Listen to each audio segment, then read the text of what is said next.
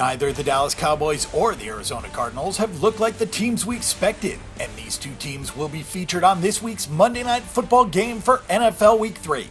The Cowboys' defense shined while the offense struggled in their Week 1 win over the Giants, while everything struggled in their Week 2 loss to the Broncos.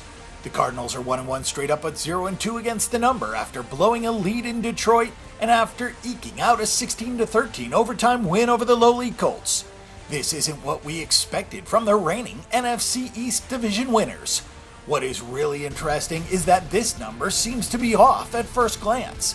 University of Phoenix Stadium for a home opener on Monday Night Football is worth a full 3 points for home field advantage.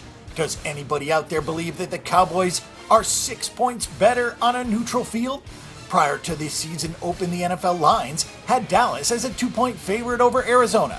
If we consider the loss of David Johnson as a 1-point adjustment, 1.5 at the most, then this line is right where it would have been back in August. The Dallas Cowboys offense has sputtered through their first 2 games, but the Giants and the Broncos both have a strong defense. What made the Cowboys so good last season was that they absolutely dominated the time of possession. Through 2 games, the offenses had the ball for 34 minutes 14 seconds and 26 minutes and 10 seconds. You can guess which of those games Dallas won. Dak Prescott has struggled to find throwing lanes and get his timing down. He is 54 of 89 for 506 yards with a 3-2 touchdown interception ratio, and he has been sacked 3 times. Ezekiel Elliott, who is dealing with a lot off the field, has only rushed for 3.4 yards per carry on his 33 attempts. Dez Bryant has only hauled in 9 of his 25 targets. If the big playmakers can't get going for any team, they're going to struggle. Dallas is no different, especially with some banged up offensive linemen. After all, the Dallas Cowboys had just 1 rushing first down in Week 2. The Giants only managed 4.4 yards per play against the Cowboys, but that may be a bigger indication of how bad the Giants' offense is, since the Cowboys allowed 5.2 yards per play to the Broncos, who were pretty efficient on the ground with 4.6 yards per carry.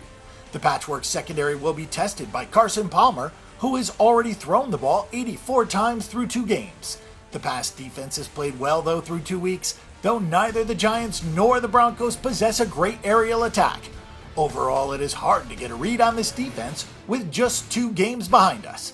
The Cowboys do have 5 sacks over the first 2 games, which may be a sign that the team is more comfortable with its situation in the secondary with their off-season draft picks and signings.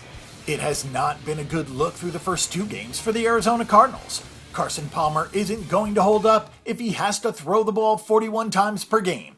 Somebody needs to open up some holes and help Arizona achieve some balance. That will be easier said than done without David Johnson. The Cardinals have 84 pass attempts against 43 rushing attempts, and that's not because of game flow or game theory. That's because they just cannot run the football.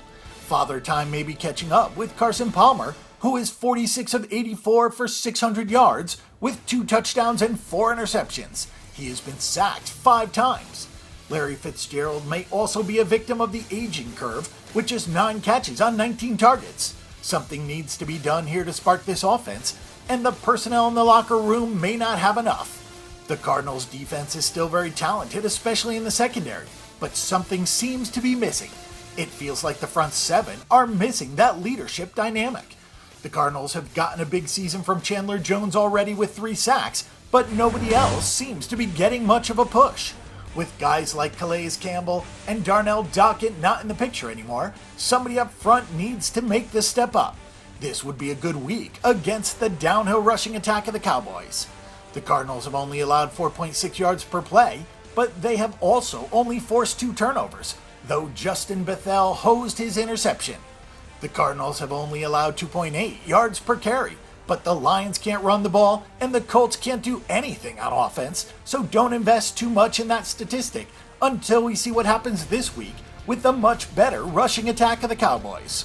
This feels more like a numbers play than anything else. We're not ready to sell low on the Cardinals, so we'll give it another week to see if they can recoup some value. The Cowboys have a lot of issues of their own, some that have come to the forefront and some that have not. Dallas isn't a team we really want to trust laying a number right now, until the running game gets going and the secondary passes some bigger tests. It's fair to wonder how big of a test this is, but it's a bigger one than their first 2 games, so we'll take the points with the Arizona Cardinals.